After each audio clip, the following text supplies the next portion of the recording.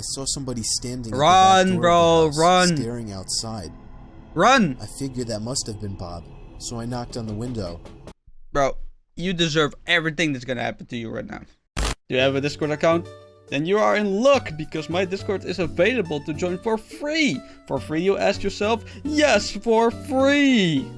Go to the description right now and join. We can hang out, talk about anime, manga, games, music, anything else you want to talk about. Would you get booted in there? Well, fear not, because I do not tolerate such behavior and will make sure that doesn't happen. The server is a safe haven for everyone, excluding those bullies. Want the easy way to request videos?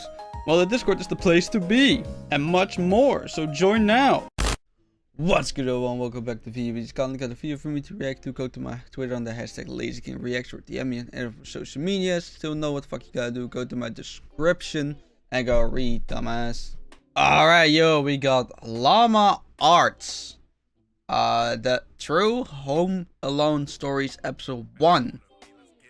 Okay, this seemed interesting. Yeah, I was like, you know what, this sounds really intriguing. I mean, come on, who hasn't been home alone, and you know, came across some weird shit. Come on, you can't deny it. All right, let's see what we got.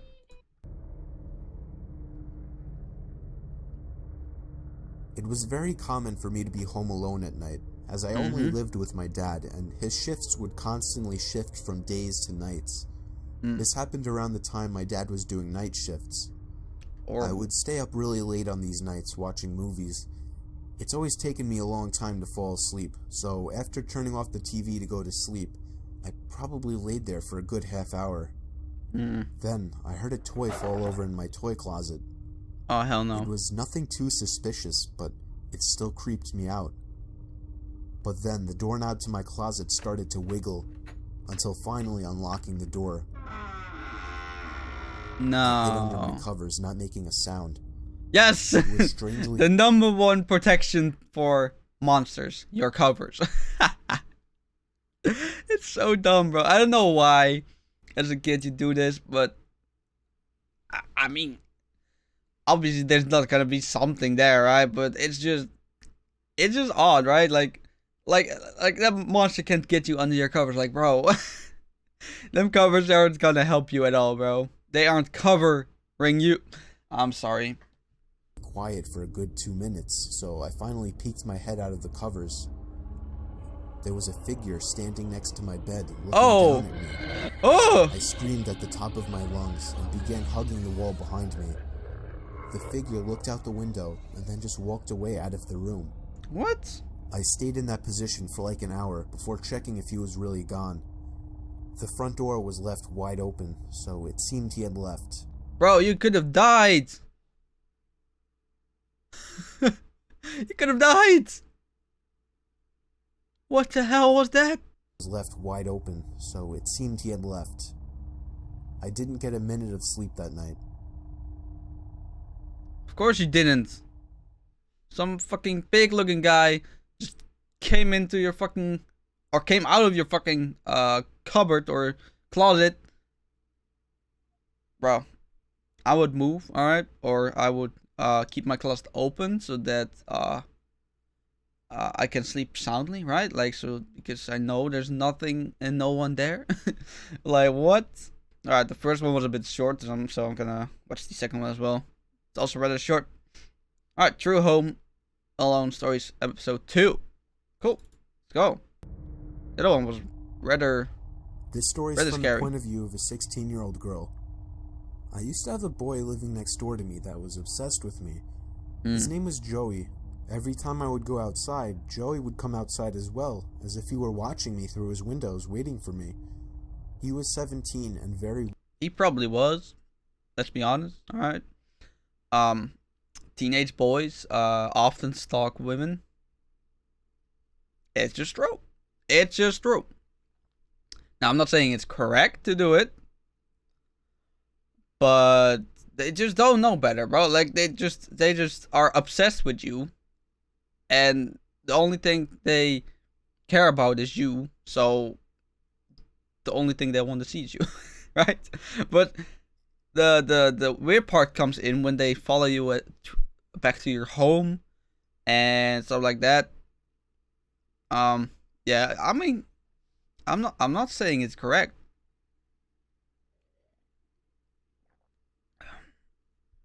But often just telling them off works.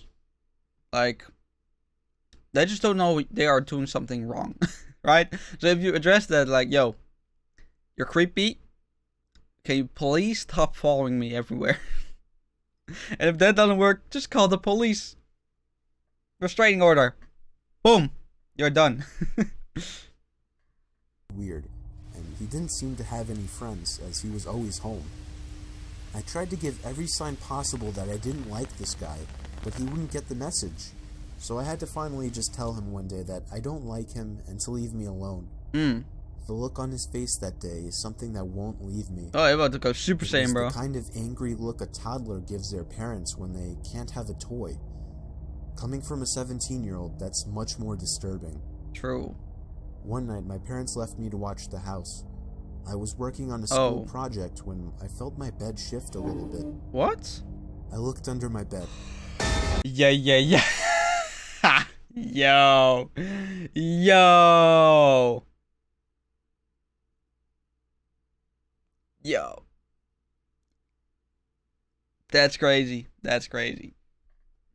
I screamed as I saw Joey laying under my bed. I ran away while he tried to crawl out from under my bed. No, bro. This man's on your bed? Alright, bed. The man comes out of your bed, bro. Just stomp that guy into the ground. Can't do shit. He can't do shit, bro. Like, for real. Like, for real. He can't do shit. All he can do is fucking, I don't know, get hurt. Like, he's under the bed, bro. He's totally defenseless right there. You can stomp his hand, you can stomp his face, you can stomp his neck, you can literally kill him. But yeah, you know, girls don't think like that most of the times. To his house and rang the bell at least 10 times, telling his parents about it when they opened the door. Joey never came out of my house, so I called the police. His parents begged me not to, but I ignored them. The police found him still in my room and arrested him. Good. Apparently, he admitted this wasn't the first time he had hid under my bed. Oh, God! He also found pictures of me scattered across his room. The most disturbing one was of me sleeping, and it was taken from inside my room. Shit.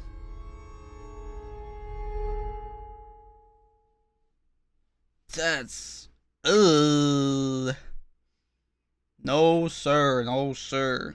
Alright, so I'm feeling generous today, so we're gonna watch 3 videos today. Yes, sir. Alright. True Craigslist horror story animated, I mean.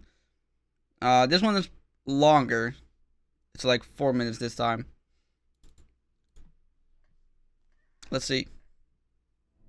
I was looking for a car to buy for my son for his 18th birthday. I was searching all the typical car websites, cars.com, eBay Motors. What? There is a cars? There's a cars.com. Really? There's a cars.com? That just sounds scam. That just sounds like a scam. Like, right? Nah. I don't believe it. Craigslist was the only place to find an actual deal. About a week into my search, I found an 03 Toyota Camry. It had 67,000 miles, no accidents, no damage, and good condition for only $3,500. That's this seems like a steal for such a reliable car with such low mileage. The seller lived about 10 miles from me, which was a reasonable drive when looking for a car. I gave him a call to set up a time to come check it out. The man sounded normal on the phone. He assured me that there were absolutely no problems with the car. He introduced himself as Bob.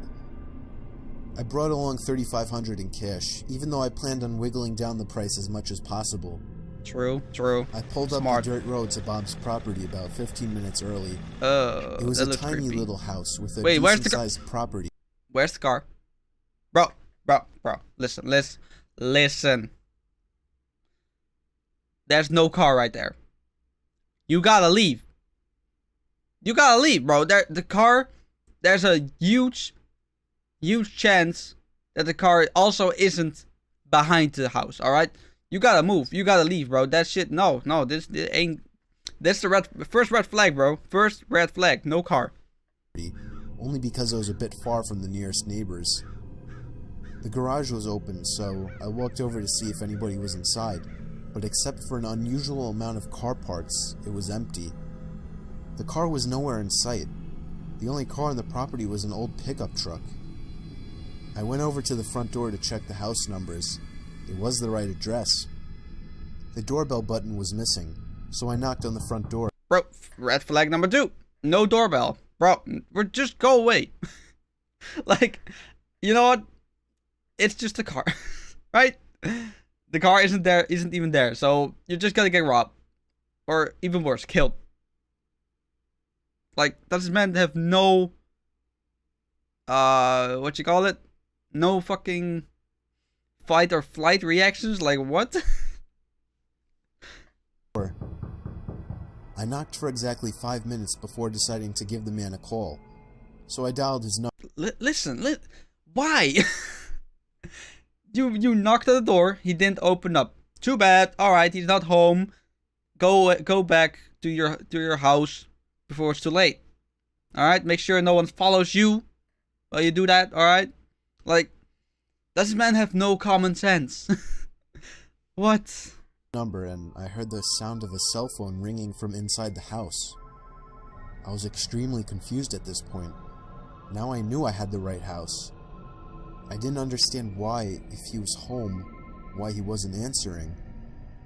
I decided I had to take a peek through one of the windows to see if anybody was inside. Don't do it. Peering through the glass, I couldn't really see much as it was pretty dark inside the house. I saw a very old-fashioned dining room set, but across from that, I saw somebody standing at the back door of the house, staring outside. Run! I figured that must have been Bob, so I knocked on the window. Bro, you deserve everything that's gonna happen to you right now. But he didn't even move. There was no gate or anything to the backyard. It was just a wide open yard, since this wasn't a rural area. I simply walked around the house to the backyard. I didn't understand how he couldn't hear me. When I got to the back door, I made a shocking realization. The figure standing by the door was a taxidermied human being. Ugh. I ran straight back the way I came and back to my car. I looked up one last time before driving off. The blinds to the window I had peeked into had been shut, but I could see two of the blinds bent open. Somebody was at that window watching me. You can probably guess I had the gas pedal to the floor the whole way home. Holy shit. The whole situation still makes no sense. All the car parts, the fact that there was no Toyota Camry, the taxidermied human being. The fact that there was no car there leads me to believe that whoever that man wasn't planning on selling me anything. And that also leads to the disturbing thought that I was very close to becoming a lifeless statue staring out that man's back door. Damn. True though. Okay, yo, that was Llama Arts. True Horror Stories at Home Part 1 and 2, and True Horror Stories at Craigslist. Well, those were some videos, bro. Goddamn. And if they are true, that's creepy as shit, bro. Like the first one, the Home Alone alone, the Home Alone at Home. Yes, sure. The Home Alone Part 1. I mean, that was kind of unbelievable. The second one that was pretty believable. Like, you got a stalker, that was crazy. Man can be crazy. Alright. Let me tell you. And then the third one, the Craigslist one. Come on, bro. Like, you could have died. You could have died. And this man realized that when he saw like a fucking lifeless body on the backside of the house. Like, could have been attacked any minute, bro. Any minute. I don't know where you were. I don't know if it was in the States. But you better have a gun on you, bro. Because if you have that much cash in your pocket, you better have some sort of protection, bro. Like, I don't know what to say. Like, you just gotta have some protection for, like, come on. Common sense, right?